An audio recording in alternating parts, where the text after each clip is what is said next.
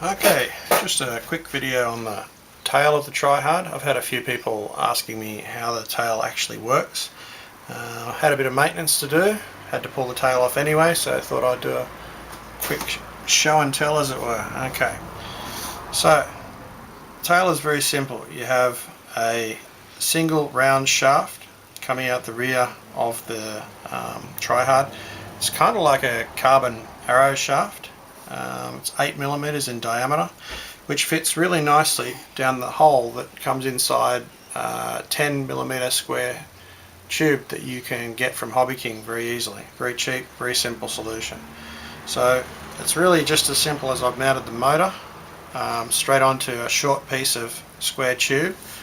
I've made myself a quite robust servo horn that's attached to the tube at the front. I've actually just removed this, you'll see that in a second, but all part of the fun. And it's as simple as you just slide the tube straight on,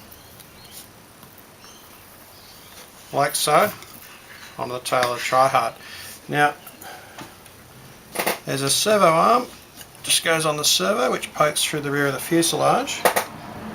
And what I was using, I literally just had a very simple old steering arm that I'd taken off a Tamiya Frog from a very long time ago, and that just fits across like so onto the servo. Okay, so quite simply, the entire rear arm rotates, and the servo itself, as it moves, I'll put my hand underneath so you can see it. As the servo moves, it tilts the rear. That's how it works. The entire arm pivots back and forward. Now, you'll notice that this is a little bit loose. What I found when I initially put it on wasn't too bad. I was prepared to try it with a bit of slop, but what I've found is that the square tube on the shaft, it's a pretty good fit, and it will fly quite well the way it is. But I wanted to do better. There's 2 points of slop I found. One was where this little arm goes through the fiberglass, because the hole's a little bit big in my case. It kind of wore out anyway. And the other is the shaft, the fit between the square tube and the shaft there. So let me just get that off. There you go. That's actually not glued on, so I can kind of cheat and just rip that straight off. What I did is I actually found these things. Now, I don't know if anyone's ever seen these before. They're like a Teflon bag that's designed to put, well, a friend of mine bought it so I could try putting bacon in a toaster, to be honest. Long story there. Anyway, everyone loves bacon. So what I did is I cut a thin piece off the edge of the toaster bag, which is incredibly thin and very, very slippery because it's Teflon. And then if I slide that, if I wrap that around the shaft, what I'm going to be doing when I put the arm back on is I'm going to wrap that around and use that as a shim between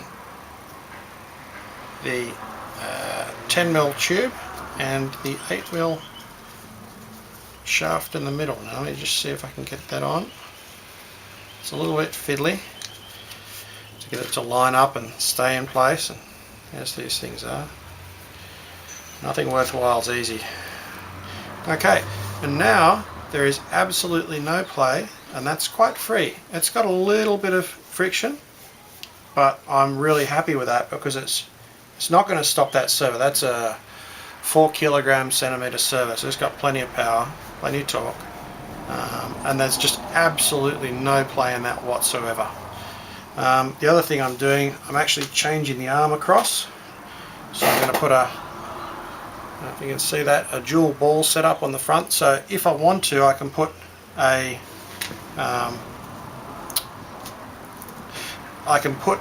two arms, so I can have an arm on the top and an arm across the bottom, and sort of give it a much stronger connection from the servo across to the arm.